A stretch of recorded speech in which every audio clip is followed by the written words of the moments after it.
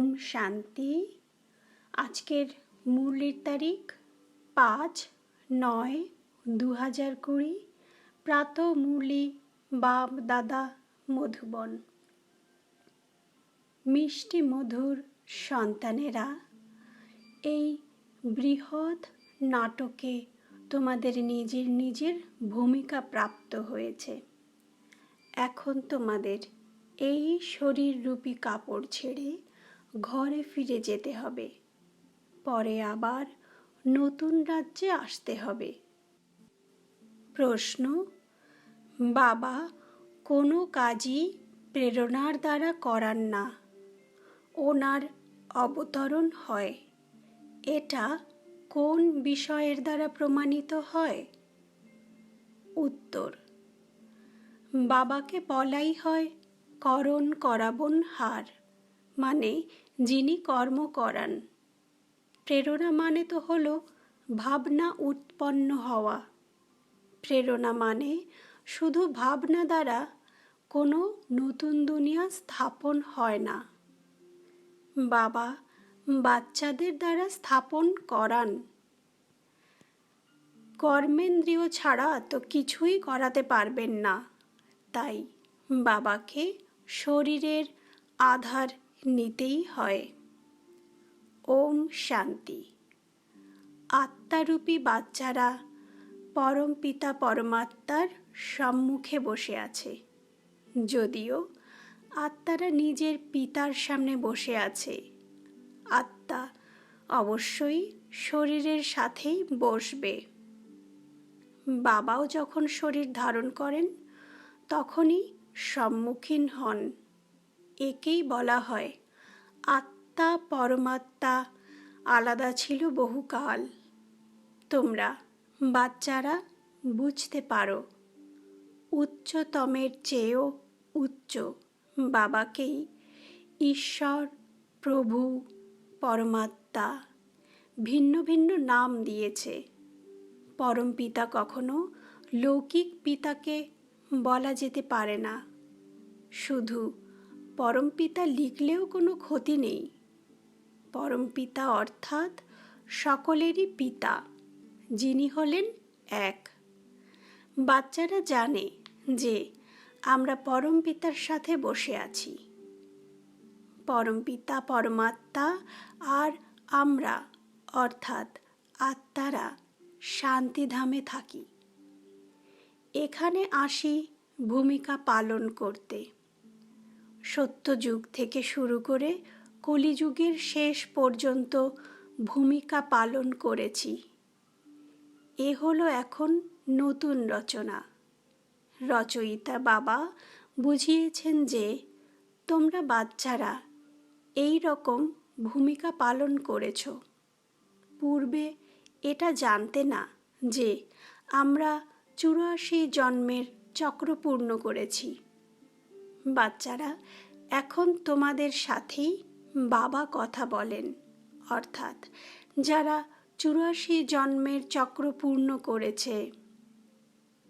সকলে তো 84 জন্মগ্রহণ করতে পারে না। এটা বোঝাতে হবে যে 84 জন্মের চক্র কিভাবে ঘোরে। লক্ষ বছরের তো ব্যাপারই নয়।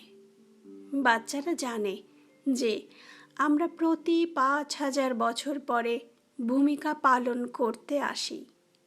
আমরা হলাম পাঠধারী। উঁচুর চেয়ে উঁচু যিনি ভগবান, ওনারও হলো বিচিত্র পাঠ। ব্রহ্মা আর বিষ্ণুর বিচিত্র পাঠ বলা যায় না।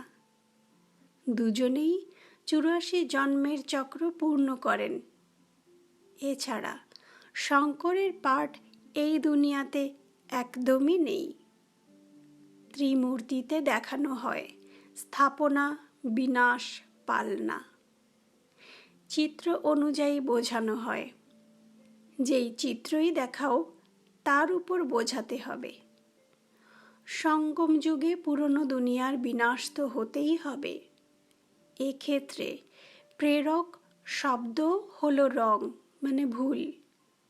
যেমন কেউ বলে আজ আমার বাইরে যাওয়ার প্রেরণা নেই, প্রেরণা মানে বিচার ভাবনা। প্রেরণার আর কোনো অর্থ নেই। পরমাত্মা কোনো প্রেরণা দ্বারা কাজ করান না, না প্রেরণার দ্বারা জ্ঞান প্রাপ্ত হতে পারে। বাবা আসেন এই কর্মেন্দ্রিয় দ্বারা ভূমিকা পালন করাতে, মানে ব্রহ্মা বাবার দ্বারা ভূমিকা পালন করাতে। করণ করাবন হার যে তিনি, করিয়ে নেবেন বাচ্চাদের দ্বারা। শরীর ব্যতীত তো করাতে পারবেন না, এই কথাটা কেউ জানে না। না ঈশ্বর পিতাকে জানে। ঋষি মুনিরা বলতেন, আমরা ঈশ্বরকে জানি না, না আত্মাকে জানে, না পরমাত্মাকে জানে। কারোর মধ্যেই জ্ঞান নেই।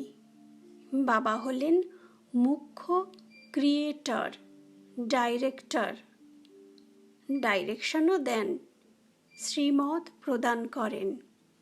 মানুষের বুদ্ধিতে তো আছে সর্বব্যাপীর জ্ঞান, মানে ঈশ্বর সর্বত্র।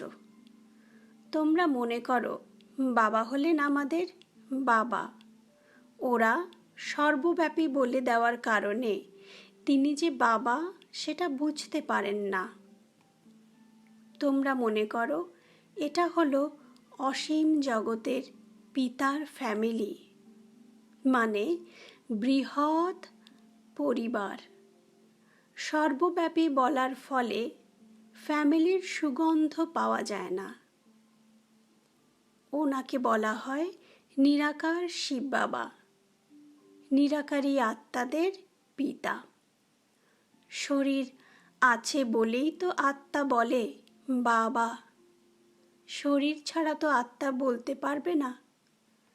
ভক্তিমার্গে ডেকে এসেছে, মনে করে সেই বাবা হলেন দুঃখহর্তা, সুখকর্তা। সুখ প্রাপ্ত হয় সুখ ধামে, শান্তি প্রাপ্ত হয় শান্তিধামে। এখানে হলোই দুঃখ। এই জ্ঞান তোমাদের প্রাপ্ত হয় সঙ্গমে, মানে পুরনো আর নতুনের ঠিক মাঝখানে। বাবা আসেনি তখন, যখন নতুন দুনিয়ার স্থাপনা আর পুরনো দুনিয়ার বিনাশ হয়। প্রথমে সবসময় বলা উচিত নতুন দুনিয়ার স্থাপনা, প্রথমে পুরনো দুনিয়ার বিনাশ বলা ভুল হয়ে যায়। এখন তোমাদের অসীম জগতের নাটকের নলেজ প্রাপ্ত হয়। যেমন ওই নাটকে অ্যাক্টার্স আসে তো বাড়ি থেকে সাধারণ কাপড় পরে, তারপর নাটকে এসে কাপড় বদলে নেয়। আবার নাটক সম্পূর্ণ হলে তখন ওই কাপড় ছেড়ে ঘরে ফিরে যায়। এখানে তোমাদের অর্থাৎ আত্মাদের পরমধাম ঘর থেকে অশরীরী হয়ে আসতে হয়। এখানে এসে এই শরীর রূপী কাপড় তোমরা পরে নাও। প্রত্যেকের নিজের নিজের পাঠ প্রাপ্ত হয়েছে।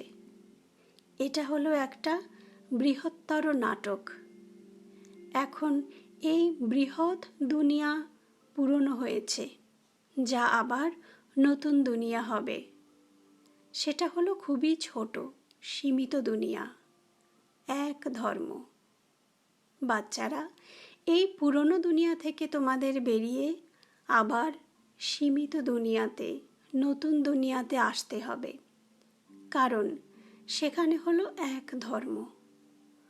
অনেক ধর্ম, অনেক মানুষ হওয়ার কারণে জগৎ বৃহৎ, মানে বড় হয়ে যায়। সেখানে তো হলো এক ধর্ম, অল্প সংখ্যক মানুষ। এক ধর্ম স্থাপনের জন্য আসতে হয়।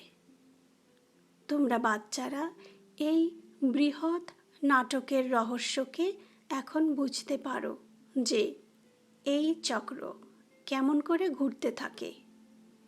এই সময় যা কিছু প্র্যাকটিক্যালে হয় সেটারই উৎসব ভক্তিমার্গে পালিত হয়। নম্বর অনুযায়ী কোন কোন উৎসব আছে এটাও তোমরা বাচ্চারা জানো। উচ্চ থেকেও উচ্চ ভগবান শিব বাবার জয়ন্তী বলা হবে। তিনি যখন আসেন তারপরে অন্য উৎসব উদযাপন হয়। শিব বাবা সর্বপ্রথম এসে জ্ঞান শোনান, অর্থাৎ আদি মধ্য অন্তের জ্ঞান শোনান, যোগও শেখান, সাথে সাথে তোমাদের পড়ানো। তাই সর্বপ্রথম বাবা এলে শিব জয়ন্তী হয়। তারপর বলা হবে গীতা জয়ন্তী, কারণ আত্মাদের জ্ঞান শোনান। তাই হয়ে গেল গীতা জয়ন্তী। বাচ্চারা, তোমরা চিন্তা ভাবনা করে উৎসবগুলোকে নম্বর অনুক্রমে লেখো। তারাই এগুলো বুঝবে যারা এই ধর্মের হবে। প্রত্যেকের নিজের ধর্মই শ্রেষ্ঠ মনে হয়। অন্য ধর্মাবলম্বীদের তো কোনো কথাই নেই এখানে। যদি বা কারোর অন্য ধর্ম ভালোও লাগে, কিন্তু ওখানে আসতে পারে না। স্বর্গে কি আর অন্য ধর্মাবলম্বীরা আসতে পারে? কল্পবৃক্ষে সব একদম পরিষ্কার। যেই সময় যে যে ধর্ম আসে, আবার সেই সময় তারা আসবে। প্রথমে বাবা আসেন, তিনি এসে রাজযোগ শেখান। সুতরাং বলা হবে শিব জয়ন্তী, তারপর গীতা জয়ন্তী, তারপর নারায়ণ জয়ন্তী। সেটা তখন সত্যযুগ হয়ে যাবে। সেটাও লিখতে হবে নম্বর অনুযায়ী। এটা হলো জ্ঞানের কথা। শিব জয়ন্তী কবে হয়েছে সেটাও জানা নেই। জ্ঞান শুনিয়েছিলেন, যাকে গীতা বলা হয়। তারপর বিনাশও হয়। জগৎ অম্বা ইত্যাদির জয়ন্তীর কোনো হলিডে নেই। মানুষ কোনো কিছুরই তিথি তারিখ ইত্যাদি একদম জানে না। লক্ষ্মী নারায়ণ রাম সীতার রাজ্যকেই জানে না। 2500 বছর আগে যারা ছিলেন তাদের জানে, মানে রাম সীতাকে জানে, কিন্তু তাদের আগে যারা আদি সনাতন দেবী দেবতা ছিলেন তাদের কত সময় হলো কিছুই জানে না। 5000 বছর থেকে বড় কল্প তো হতে পারে না। অর্ধেক কল্পেই এত জনসংখ্যা, বাকি অর্ধেকে ওনাদের রাজ্য। তবে বেশি বছরের কল্প কি করে হতে পারে? 84 লাখ জন্মও হতে পারে না। তারা মনে করে কলিযুগের আয়ু হলো 1,00,000 বছর। মানুষকে অন্ধকারে ঠেলে দিয়েছে। কোথায় সমগ্র ড্রামা হলো 5000 বছরের, সেখানে শুধুমাত্র কলিযুগের ক্ষেত্রেই বলে দেয় এখনো 40,000 বছর বাকি আছে। লড়াই যখন লাগে তো মনে করে ভগবানের আসা উচিত, কিন্তু ভগবানের আসা উচিত সঙ্গমে। মহাভারত লড়াই তো লাগেই সঙ্গমে। বাবা বলেন, আমিও কল্প কল্প সঙ্গম যুগে আসি। বাবা আসেন নতুন দুনিয়ার স্থাপনা, পুরনো দুনিয়ার বিনাশ করাতে। নতুন দুনিয়ার স্থাপনা হবে তো পুরনো দুনিয়ার বিনাশ অবশ্যই হবে। এর জন্যই এই লড়াই। এর মধ্যে শঙ্করের প্রেরণা ইত্যাদির কোনো ব্যাপারই নেই। এখন বুঝেছ? পুরনো দুনিয়ার শেষ হয়ে যাবে। ঘর বাড়ি ইত্যাদি তো ভূমিকম্পে সব নিঃশেষ হয়ে যাবে, কারণ নতুন দুনিয়া চাই। নতুন দুনিয়া ছিল অবশ্যই। দিল্লি ছিল পরিস্থান, মানে পরিদের জায়গা। যমুনার তীরে ছিল লক্ষ্মী নারায়ণের রাজ্য। চিত্রও আছে। লক্ষ্মী নারায়ণকে স্বর্গেরই বলা হয়। বাচ্চারা, তোমরা সাক্ষাৎকারও করেছ যে স্বয়ম্বর কিভাবে হয়, বাবা এই সব পয়েন্টস রিভাইজ করান। ভালো ভালো পয়েন্টস মনে না পড়লে বাবাকে স্মরণ করো। বাবাকে ভুলে গেলে টিচারকে স্মরণ করো। টিচার যা শেখাচ্ছেন সেটা তো অবশ্যই স্মরণে আসবে, তাই না? টিচারও মনে থাকবে, নলেজও মনে থাকবে, উদ্দেশ্যও বুদ্ধিতে আছে, মনে রাখতেই হবে। কারণ তোমাদের হলো স্টুডেন্ট লাইফ। তোমরা এটাও জানো যে যিনি আমাদের পড়ান তিনি হলেন আমাদের বাবা। লৌকিক বাবা কোথাও গুম হয়ে যায় না। লৌকিক, পারলৌকিক, আর পরে ইনি হলেন অলৌকিক। এনাকে কেউ স্মরণ করে না, মানে ব্রহ্মাকে কেউ স্মরণ করে না। লৌকিক পিতার থেকে তো উত্তরাধিকার প্রাপ্ত হয়, শেষ পর্যন্ত মনে থাকে। শরীর ত্যাগ করলে তখন অন্য শরীর প্রাপ্ত হয়। জন্ম জন্ম ধরে লৌকিক পিতা তো প্রাপ্ত হয়। পারলৌকিক পিতাকেও দুঃখ বা সুখে স্মরণ করে। সন্তান লাভ হলে বলে ঈশ্বর দিয়েছেন। এছাড়া প্রজাপিতা ব্রহ্মাকে স্মরণ কেন করবে? এনার থেকে তো কিছু আর পাওয়া যায় না। এনাকে অলৌকিক বলা হয়ে থাকে।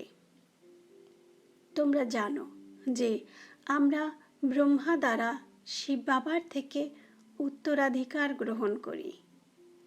আমরা যেমন অধ্যয়ন করি, এই রথও নিমিত্ত হয়েছে।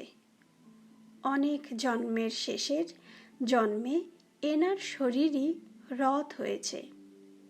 রথের নাম তো রাখতে হয়, তাই না? এ হলো বড় ধরনের সন্ন্যাস, মানে ত্যাগ। রথ তো ঠিকই থাকে, বাকিদের ঠিক নেই, চলতে চলতে আবার পালিয়েও যায়। এই রথ তো নিযুক্ত হয় ড্রামা অনুসারে। এনাকে বলা হয় ভাগ্যশালী রথ। তোমাদের সকলকে ভাগ্যশালী রথ বলা যাবে না। ভাগ্যশালী রথ একজনকেই মান্য করা হয়, যেখানে বাবা এসে জ্ঞান প্রদান করেন, স্থাপনার কার্য করান। তোমাদেরকে ভাগ্যশালী রথ বলা যাবে না। তোমাদের আত্মা এই শরীর রথে বসে অধ্যয়ন করে, আত্মা পবিত্র হয়ে যায়। এই জন্য এই দেহেরই, মানে ব্রহ্মা বাবার মহানতা যে যার মধ্যে বসে শিব বাবা পড়ান। এই অন্তিম জন্ম খুবই মূল্যবান। আবার শরীর পরিবর্তন করে আমরা দেবতা হয়ে যাব। এই পুরনো শরীর দ্বারাই তোমরা শিক্ষা প্রাপ্ত করো, শিব বাবার হয়ে যাও।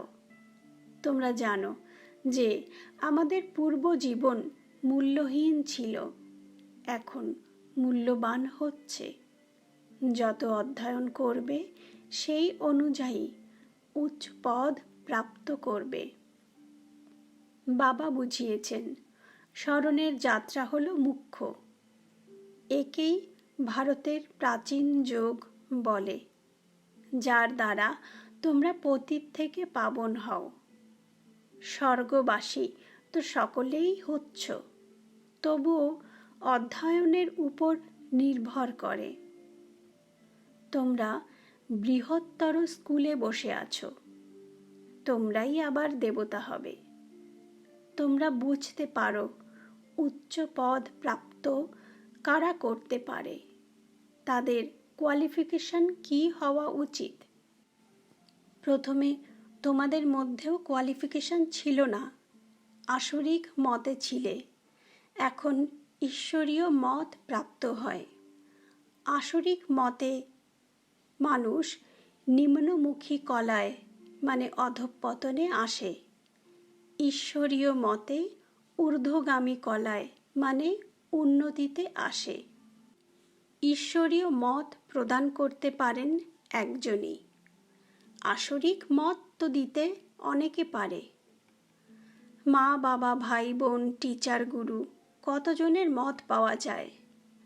এখন তোমাদের একের মত প্রাপ্ত হয়, যা তোমাদের 21 জন্ম কাজে আসে।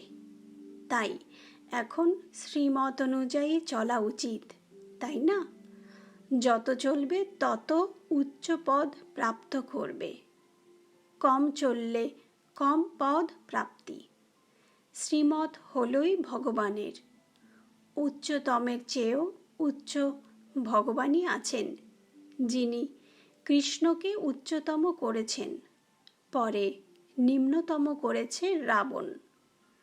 বাবা সুন্দর করে তোলেন, পরে রাবণ কুৎসিত করে তোলে। বাবা উত্তরাধিকার প্রদান করেন, তিনি তো হলেনই ওয়াইসলেস মানে নির্বিকারী। দেবতাদের মহিমা গাওয়া হয় সর্বগুণ সম্পন্ন। সন্ন্যাসীদের সম্পূর্ণ নির্বিকারী বলা যাবে না। সত্যযুগে আত্মা আর শরীর দুই পবিত্র হয়। দেবতাদের সবাই জানে, তারা সম্পূর্ণ নির্বিকারী হওয়ার কারণে সম্পূর্ণ বিশ্বের মালিক হয়। এখন নেই, আবার তোমরা হচ্ছ। বাবাও সঙ্গম যুগে আসেন। ব্রহ্মার দ্বারা ব্রাহ্মণ, ব্রহ্মার সন্তান হলে তোমরা সকলে। তিনি হলেন গ্রেট গ্রেট গ্র্যান্ডফাদার। বলো, প্রজাপিতা ব্রহ্মার নাম শোনোনি? পরমপিতা পরমাত্মা ব্রহ্মা দ্বারাই সৃষ্টি রচনা করেন, তাই না? ব্রাহ্মণ কুল মানে ব্রহ্মা মুখ বংশাবলী ভাই বোন হয়ে গেল। এখানে রাজা রানীর ব্যাপার নেই। এই ব্রাহ্মণ কুল তো সঙ্গমের অল্প সময় ধরে চলে। রাজত্ব না পাণ্ডবের না কৌরবদের হয়। আচ্ছা, মিষ্টি মধুর সন্তানদের প্রতি মাত পিতা বাপ দাদার হৃদয়ের ভালোবাসা আর সুপ্রভাত। বাবা ওনার সকল সন্তানদের জানান নমস্কার। আমরা সন্তানরাও বাবাকে জানাই হৃদয়ের ভালোবাসা আর নমস্কার। ধারণার মূল কথা, প্রথমত 21 জন্ম শ্রেষ্ঠ পদের অধিকারী হওয়ার জন্য সব আসরিক মত ছেড়ে এক ঈশ্বরীয় মতে চলতে হবে। সম্পূর্ণ নির্বিকারী হতে হবে। দ্বিতীয়ত, এই পুরনো শরীরে বসে বাবার শিক্ষাগুলোকে ধারণ করে দেবতা হয়ে উঠতে হবে। এটা হলো অনেক মূল্যবান জীবন, তাই এই জীবনে নিজেকে মূল্যবান বানাতে হবে। বরদান, সর্ব সম্বন্ধের সহযোগের অনুভূতির দ্বারা নিরন্তর যোগী সহজ যোগী হও। ব্যাখ্যা, সব সময় বাবার থেকে ভিন্ন ভিন্ন সম্বন্ধের সহযোগ নেওয়া মানে অনুভব করাই হলো সহজ যোগ। বাবা যে কোনো সময় সর্ব সম্বন্ধের সাথী হবার জন্য সদা বাধ্য মানে হাজির থাকেন। সমগ্র কল্পে এখনই সর্ব অনুভবের খনি প্রাপ্ত হয়, তাই সদা সর্ব সম্বন্ধের সহযোগ নাও আর নিরন্তর যোগী সহজ যোগী হও। কারণ যারা সর্ব সম্বন্ধের অনুভূতি বা প্রাপ্তিতে মগ্ন থাকে, তারা পুরনো দুনিয়ার বাতাবরণ থেকে সহজেই নিজেকে ঊর্ধ্বে রাখতে পারে। স্লোগান, সব রকম শক্তি দ্বারা সম্পন্ন থাকা, এটাই হলো ব্রাহ্মণ স্বরূপের বিশেষত্ব। সব রকম শক্তি দ্বারা সম্পন্ন থাকা, এটাই হলো ব্রাহ্মণ স্বরূপের বিশেষত্ব। ওম শান্তি, ওম শান্তি। ওম শান্তি।